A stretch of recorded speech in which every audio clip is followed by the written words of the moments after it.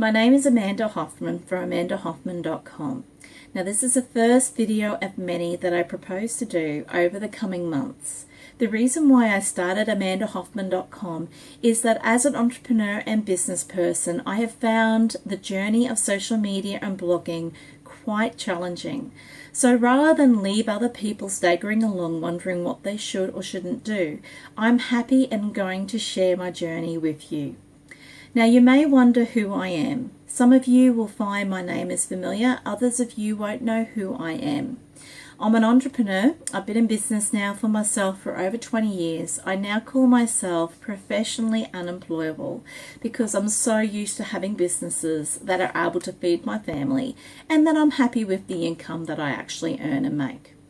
The businesses that I currently run and manage are my office books, where I do virtual bookkeeping. My ideal clients are property investors, developers, and tradies. I also have an accommodation business where I manage fully furnished unit style and room style accommodation for university students and professionals. I also do the administration and all the bookkeeping work for my husband's electrical contracting company. So yes, we're a very busy set of entrepreneurs, and we've been like this now for as long as I can remember as a married woman. So the first topic I'd like to talk to you, being an entrepreneur and being a control freak, is about outsourcing.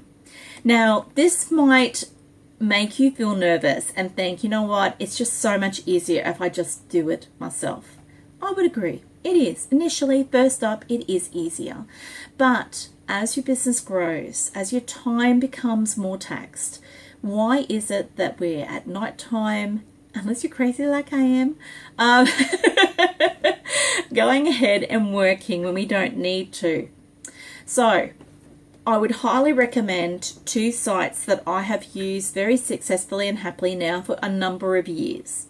And that is, number one is Upwork and number two is Fiverr.com. Why I like them is that they have systems in place and they've actually got a very good reputation.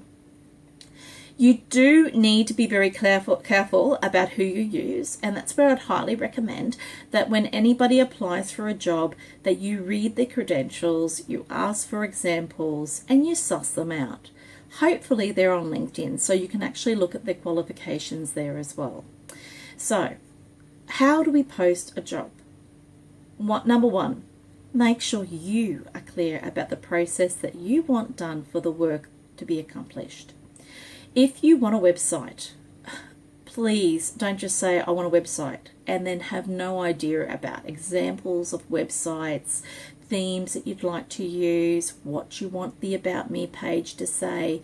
You should actually have everything to do about your website already pre-planned before you hand it over to a freelancer. That is paramount. If you haven't done that, then you have to do that first. Whether it be a cartoon, if it be your social media planning, whether it be getting research done, make sure you know exactly what it is you want done and that your 8-year-old child will understand what you're saying and could actually follow your directions. The next point is, who do you want to deal with? Are you comfortable with just using English-speaking people? And so your preference will be people from the UK, the States, New Zealand, Australia.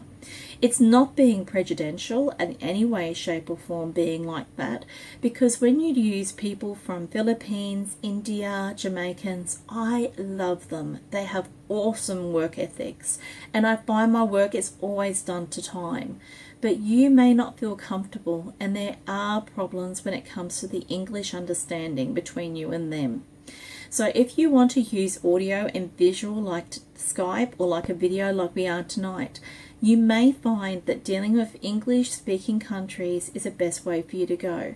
But for myself, because I love value, I love being able to get somebody for 3 hours for $5. I think that is awesome. Then that is where I tend to go. Now, if you want value and you want cheap people, and I call it cheap labor, you need to understand that you have to be explicit with your documentation. How I go about doing this is I use two different options for storage. I don't share my computer. I use Dropbox for video and I use Evernote for files and also for pictures. Why? It's because both Dropbox and Evernote, you can share your folders, specific folders for specific VAs, and when they aren't available, because I will be blunt with you, most of the VAs on these sites are university students or they're in between jobs and they use it as an option to get money. So you cannot rely on these individuals to be there years away from now. So be prepared. So the next step, number 3, is define your work. Have a video completed. Work out a set document step by step and take screen prints. Now I can hear, if you're an entrepreneur, it'd be just so much easier if I just do it myself. Yes, it is. But what you need to remember is that once you do the explanation, it's always there. And then you get whatever VA you need to then do it. You own it. It's in your Dropbox file. It's in your Evernote file. You're sharing the files to ensure that they follow the advice and the directions that you give them. The 4th point is to never ever pay up front. Now you can deposit money into Upwork so that it sits there in lieu of milestones being accomplished, and you can do the same with Fiverr, but never pay up front. This is something that I've learned by the hard way. But make sure you have set milestones that as they complete set jobs, you part pay them along the way. And this works really well. It gives you the security of knowing if you're not happy early in the piece, you can stop work with them, cancel the job, and only have paid a fraction of the overall amount. But also, if you are happy with them, then they're being paid as you progress, and it gives them a carrot or incentive to continue in an honest manner, meeting the deadlines so that your job is done on schedule. The last point I'm going to say is this. When finding your freelancer, make sure that you always have clear and good communication.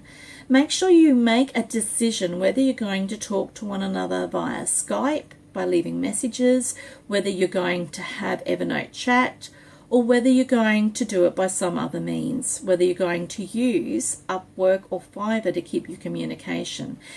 On the outset, make sure they're clear where you're going to have a discussion, because sometimes if you use Fiverr, then you use Skype, then you use Facebook, you're going to lose all idea of what the discussion has been, and their confusion can come in.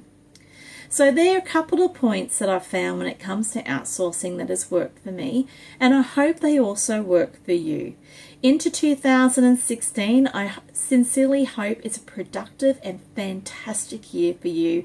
And if you can open your mind and rather than being blinker thinking and having to do everything yourself, look at the option of using freelancers, because at the end of the day, you're getting more done.